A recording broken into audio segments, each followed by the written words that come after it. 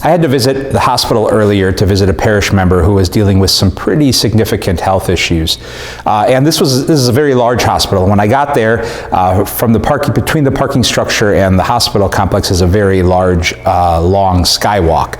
And I got to the skywalk and the sliding doors opened up, and there was a woman at a small kiosk up in front of me. And I kind of just assumed we'd smile at each other and say hi, or she'd say welcome, and I'd be on my way for the lengthy journey to my parish member's hospital room. But instead, she caught me off guard, because she greeted me with this really sweet smile. And she said to me, "Life is sweet, so please enjoy a treat."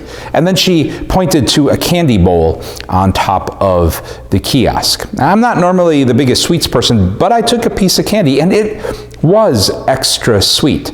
And as I was savoring its sweetness, walking the long way through the maze of this hospital to get to my parish member, I found myself thinking about how so many of us who are visiting a hospital are stepping into somebody else's wilderness with health issues and struggles, maybe even a wilderness of dying.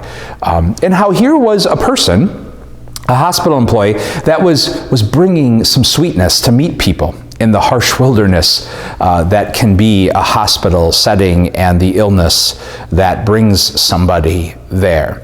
And when I left, she was sweetly helping an elderly gentleman who was incredibly lost and turned around and not sure where he was supposed to be for an appointment. And once again, I was just grateful that there was this person enfleshing this sweetness, willing to meet somebody in a wilderness of their lives. Many of us were led into the wilderness with Jesus this past Sunday at church, the first Sunday of Lent, where we read the story and enter into the story of Jesus being led into this harsh wilderness by the Spirit, and they're being tempted, and it's rough and it's cruel. There's temptation, there's exhaustion, there's hunger. This year we read that account as told by Matthew, and Matthew ends the telling of the story of Jesus being led into the desert, into the wilderness, with this really beautiful and sweet image of angels coming to minister to Jesus in his hunger and in his exhaustion.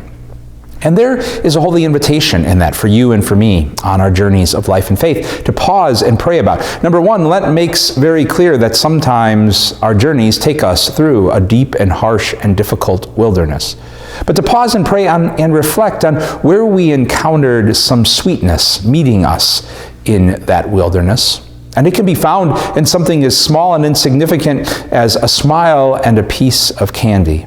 But it's the gift of the love of Lent, a love that brings a sweetness to us, even in the midst of the coldest and harshest places of wilderness in our lives. And we are wise to not only savor it, but to allow our lives to be sustained by it, just as Jesus allowed his life to be sustained by the sweetness of those angels ministering to him in his wilderness. Because it's that kind of sustenance that finds a way to carry us all to Easter. Lenten peace and blessings to you all.